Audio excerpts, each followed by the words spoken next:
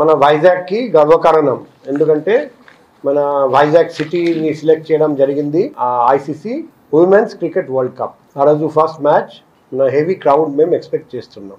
ఆ మొత్తం పోలీస్ బందోబస్తు వరల్డ్ కప్ క్రికెట్ మ్యాచ్ కోసం యూజ్ చేయడం జరుగుతుంది. Road opening parties, anti sabotage checking, accommodation దగ్గర బందోబస్తు, వేణు దగ్గర బందోబస్తు, అంటే క్రికెట్ స్టేడియం చుట్టూ బందోబస్తు, ట్రాఫిక్ బందోబస్తు, పార్కింగ్ ప్లేస్ బందోబస్తు. పబ్లిక్ పొద్దున నుండి రావడం మొదలు పెడతారండి, రాత్రి వరకు మ్యాచ్ జరుగుతుంది. సో మన వైజాగ్ సిటీ ప్రెస్టీజ్ ఈ ఈవెంట్తో లింక్ ఉంది. ఆ రోజు ఎక్కడైనా ఒక చిన్న పొరపాటు జరిగితే మన సిటీ ప్రెస్టీజ్కి డ్యామేజ్ జరుగుతుంది. కాబట్టి మన సిటీలో ఆ రోజు ఎటువంటి అవాంఛనీయ సంఘటన జరగకూడదు. మేము ప్రత్యక్షంగా ఎఫర్ట్ పెడుతున్నాం. ఆ పరిస్థితిలో ఆ రోజు పోలీస్ ఫోర్స్ అవైలబుల్గా లేనప్పుడు ఈ రోడ్ జర్నీ అబ్సల్యూట్లీ అనవసరం. మేము క్లియర్గా చెప్పాము. ఇప్పుడు లెటర్ పంపిస్తున్నాము. మొన్న కడూరులో ఏం జరిగింది మనకు తెలుసు. తమిళనాడులో 41 మంది చనిపోయారండి. తొక్కిసల్ట జరిగింది. ఎందుకు జరిగింది అది కూడా చూస్తే ఒక ముఖ్యమైన కారణం వచ్చేసి అక్కడ కెపాసిటీ తక్కువ కానీ ఎక్కువ మందిని రప్పించడం జరిగింది. దానివల్ల ఈ యాక్సిడెంట్ జరిగి అమూల్యమైన ప్రాణాలు 41 మంది చనిపోయారండి. ఇక్కడ కూడా మన అందరికీ తెలుసు ఈ జంక్షన్స్లో ఎంత స్పేస్ ఉంది. అక్కడ వేల మంది వస్తే అక్కడ తొక్కిసల్ట జరిగితే ఆ బాధ్యత ఎవరు వహిస్తాడు? ఒకవైపు సిటీలో ఒక ఇంటర్నేషనల్ ఈవెంట్ జరిగితే అప్పుడు ఈ రోడ్ జర్నీ మనకు అవసరమా? సో ఈ అంతా మనం ఆలోచించి మేము క్లియర్గా రాస్తున్నాం, వాళ్లకు లెటర్ ఇస్తున్నాం. మేము ఈ పర్మిషన్ కేటగిరికలీ డినై చేస్తున్నాం. రోడ్ జర్నీకి పర్మిషన్ వైజాగ్ సిటీ పోలీస్ ఇవ్వడం లేదు. సో ఒకవేళ ఆ ప్రోగ్రాం పెట్టాలంటే అది ఉంది అనకాపల్లి జిల్లాలో మకవాడ పాలెం. ఆ మకవాడ పాలెం వెళ్ళాలంటే ఈజీగా చాపర్ ద్వారా వెళ్ళొచ్చు.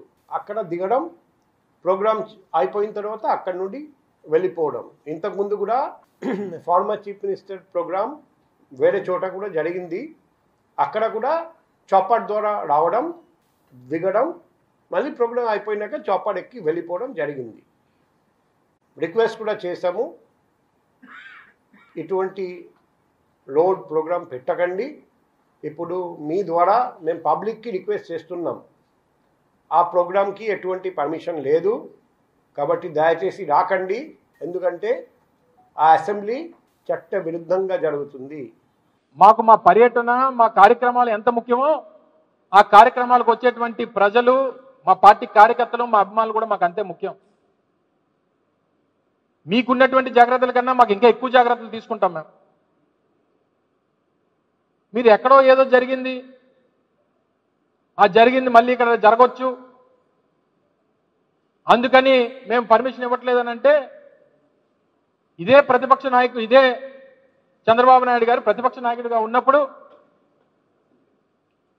ఇంతమందిని పట్టణ పెట్టుకొని, ముఖ్యమంత్రిగా ఉన్నప్పుడు పట్టణ పెట్టుకొని, అయినప్పటికీ కందుకూరులో ఇన్సిడెంట్ అయినప్పటికీ ఎక్కడ ఇన్సిడెంట్ బేస్ చేసుకొని మనం ఏదో రాజకీయం చేస్తున్నాం అనేటువంటి ఉద్దేశంతో అనుకుంటారని ఆ రోజు మా ప్రభుత్వం పర్మిషన్స్ ఇచ్చింది, జాగ్రత్తలు తీసుకోమని చెప్పాం.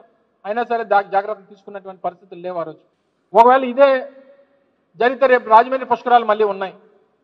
రేపు 2027 2027లో పుష్కరాలు ఉన్నాయి. ఎలా మానేమనండి చంద్రబాబు నాయుడు గారు. మళ్ళీ అక్కడ కూడా తొక్కిసలాట అయిపోద్ది. ఏదన్నా అయిపో, గతంలో నేను ఒక 29 మంది చంపేశాను, మళ్ళీ నేను వెళ్తే మళ్ళీ చచ్చిపోతారు, మళ్ళీ నా షూటింగ్ కోసం, నా డైరెక్షన్ కోసం, నా వీడియోల కోసం, నా రీల్స్ కోసం, నేను నా పబ్లిసిటీ కోసం వెళ్తే మళ్ళీ ప్రజలు చచ్చిపోతారేమో, నేను వెళ్ళడం మానేస్తానని చెప్పి స్టేట్మెంట్ ఇవ్వమని చంద్రబాబు నాయుడు గారు. అంటే మీకు ఒక రాజ్యాంగం, ఈ రాష్ట్రంలో సామాన్యమైనటువంటి ప్రజలకి, ప్రతిపక్షాలకి ఒక రాజ్యాంగం.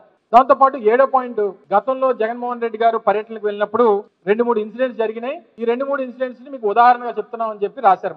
మళ్ళీ మాకు సూచనలు ఏ రాశారు? ప్రకాశం జిల్లా పొదిలిలో పొగాకు రైతుల్ని వారు కలవడానికి, వారి ఇబ్బందులు తెలుసుకోవడానికి వెళ్ళినప్పుడు స్టోన్ పెల్టింగ్ అది జరిగింది. కొంతమంది పోలీసులు, కొంతమంది సివిలియన్స్ గాయపడ్డారు అనేటువంటిది రాశారు. ఎవరిస్తారు వాళ్ళు? ఆ రోజు నల్ల బెలూన్స్ పట్టుకొని ఇదే తెలుగుదేశం పార్టీ కార్యకర్తలు జగన్మోహన్ రెడ్డి గారి కాన్వాయ్ మీద మా పార్టీ కార్యకర్తల మీద రాళ్లు రువ్వినటువంటి మాట వాస్తవం కదా? దానికి ఇదే మీ పోలీస్ శాఖ వారికి అండగా నిలబడినటువంటి మాట వాస్తవం కదా? మా పర్యటన, మా కార్యక్రమాన్ని, మా ప్రజలను ఉద్దేశించి మేము చేస్తున్నటువంటి కార్యక్రమాల గురించి మా నాయకుడు వస్తుంటే మధ్యలో ఇటువంటి యాంటీ సోషల్ ఎలిమెంట్స్ ని తెలుగుదేశం పార్టీ వాళ్ళు ఎంకరేజ్ చేసి వారి పార్టీ వాళ్ళని పంపించి మా పార్టీ నాయకుల మీద, కార్యకర్తల మీద రాళ్ళు రూపించి తిరిగి అదేదో మేము చేసినట్టు రాస్తే ఎలాగా? చేయండి, ఎంక్వైరీ చేయండి.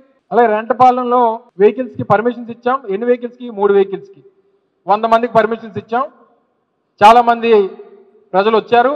ఎవరో వ్యక్తి చనిపోయారు అనేటువంటిది రాశారు. ఎవరి నిర్లక్ష్యం వల్ల చనిపోయారు? ఇదే మీ పోలీస్ శాఖ ఏం చెప్పింది? ముందు రోజు ఏం చెప్పింది? మరుసటి రోజు ఏం చెప్పారు?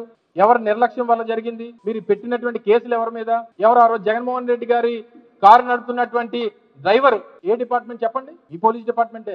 పోలీస్ శాఖ సంబంధించినటువంటి డ్రైవరే జగన్మోహన్ రెడ్డి గారు కారు తొక్కుతా ఉన్నారు. ఒకవేళ మీరు చెప్పిందే నిజం అనుకుంటే మీ డిపార్ట్మెంట్ తప్పు. మేము ఎవరి ప్రాణాలు పోవాలి, మా కార్యకర్తలు వస్తే వాళ్ళ ప్రాణాలు పోవాలని చెప్పి ఏ నాయకుడు కోరుకుంటాడు? ఆ సవాల్ మీద రాజకీయం చేసేటువంటి తత్వం ఈ చంద్రబాబు నాయుడు గారికే ఉంది. అదొక ఇన్సిడెంట్ చెప్పారు. మన బంగారుపాలెంలో మార్కెట్ యార్డ్ దగ్గరికి హెలిప్యాడ్ స్టాంపేడ్ అయ్యింది. ఆ రోజు నేషనల్ చిత్తూరు బెంగళూరు హైవే మీద ట్రాఫిక్ కంజెషన్ అయిందని చెప్పి రాశారు.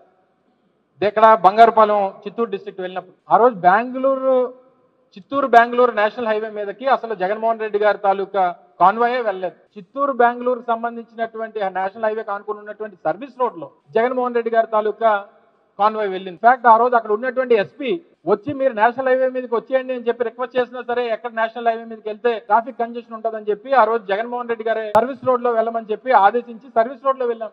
మరి ఆ రోజు మీ పోలీస్ డిపార్ట్మెంటే, మీ ఎస్పీలే నేషనల్ హైవే మీద వెళ్ళమని చెప్పి ఈ రోజు ఇదే మీ పోలీస్ డిపార్ట్మెంటే ఈ రోజు నేషనల్ హైవే మీద వద్దు, స్టేట్ హైవే మీద వద్దు అని చెప్పి మీరు లేఖలు రాస్తే ఏమనుకోవాలి? గడిచినటువంటి 5 రోజులుగా మీ అందరికి తెలుసు 4వ తారీఖు నుంచి దీని మీద పెద్ద ఎత్తున చర్చ జరుగుతూ ఉంది. అంటే ఆఖరి నిమిషంలో క్యాన్సిల్ చేసేస్తే పర్యటన ఆగిపోద్ది, జగన్మోహన్ రెడ్డి గారు రావడం మానేస్తారు. మీ అమాయకత్వం. మేము ఏ రోజు మీకోసం మీ దగ్గర పర్మిషన్లు అడగలా, మీకు సమాచారం మాత్రమే ఇచ్చాం. జగన్మోహన్ రెడ్డి గారు విశాఖపట్నం వస్తున్నారు, విశాఖపట్నం నుంచి నర్సీపట్నంలో నిర్మాణం అవుతున్నటువంటి మెడికల్ కాలేజ్ విజిట్ చేస్తా ఉన్నారు, అక్కడ పత్రికా సమావేశం పెట్టి ప్రజలను ఉద్దేశించి మాట్లాడతారన్నటువంటి సమాచారాన్ని కావాల్సినటువంటి సెక్యూరిటీ అరేంజ్మెంట్ చేయమని మాత్రమే మిమ్మల్ని రిక్వెస్ట్ చేసాం తప్ప మా నాయకుడు వస్తున్నాడు మీరు పర్మిషన్ ఇవ్వండి అని చెప్పి మిమ్మల్ని ఎవరు అడగలేదు. మాకు అవసరం కూడా లేదు. 2 ప్రజా సమస్యల మీద వస్తున్నటువంటి ఒక ప్రజానాయకుడు ఈ ప్రభుత్వం తీసుకున్నటువంటి ప్రజా వ్యతిరేక నిర్ణయాల్ని ప్రశ్నించడానికి వచ్చినప్పుడు ఎవరు పర్మిషన్ కావాలండి? మీకు నచ్చినట్టు భూములు అమ్మేస్తారు, మీకు నచ్చినట్టు కాలేజీ ప్రైవేట్ పరం చేస్తారు, మీకు నచ్చినట్టు విద్యని ప్రైవేట్ పరం చేస్తారు, మీకు నచ్చినట్టు వ్యవసాయం ప్రైవేట్ పరం చేస్తారు. ఈ రాష్ట్రంలో ఎవరు మాట్లాడకూడదా? చివరికి వాళ్ళు ఏమంటారంటే పర్మిషన్ లేదు, ఒకవేళ మీరు రావాలనుకుంటే హెలికాప్టర్ పర్మిషన్ పెట్టుకుంటే మేము పరిశీలిస్తామని చెప్పి చెప్తారు. ఇది లాస్ట్ పాయింట్. అసలు నాకు అనుమానంగా ఉంది, ఇన్ని రోజులు హెలికాప్టర్ పర్మిషన్ లేదన్నారు కొన్ని కార్యక్రమాలకి, ఇప్పుడు కొత్తగా హెలికాప్టర్ మీద వస్తే పర్మిషన్ ఇస్తామంటే మాకు ఎందుకో అనుమానంగా ఉంది. నాకు వ్యక్తిగతమైనటువంటి నా తాలూకా అభిప్రాయం అంటే వీళ్ళు తాలూకా ఆలోచనలో ఏదైనా ఈ ప్రభుత్వం తాలూకా ఆలోచనలో ఏదైనా కుట్రకోణం ఉందేమో అన్నటువంటి అభిప్రాయం కలుగుతూ ఉన్నాం. ఇన్ని రోజులు హెలికాప్టర్ వద్దన్నటువంటి ఈ ప్రభుత్వం, ఇన్ని రోజులు హెలికాప్టర్లకి హెలిప్యాడ్లకి పర్మిషన్ ఇవ్వనటువంటి ఈ ప్రభుత్వం ఈ రోజు మీరు హెలికాప్టర్లోనే రండి అని చెప్పి నొక్కి వక్కానిచ్చేటువంటి పరిస్థితి వచ్చిందంటే ఏదో అనుమానం కలుగుతూ ఉంది నాకు.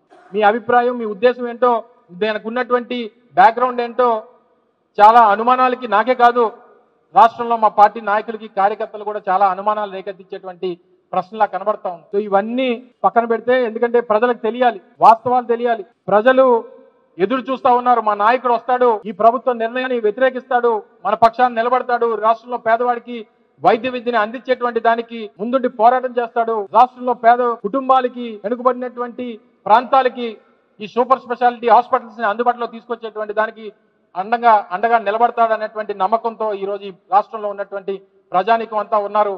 ఆ నమ్మకాన్ని ఒమ్ము చేసేటువంటి ప్రసక్తే లేదు.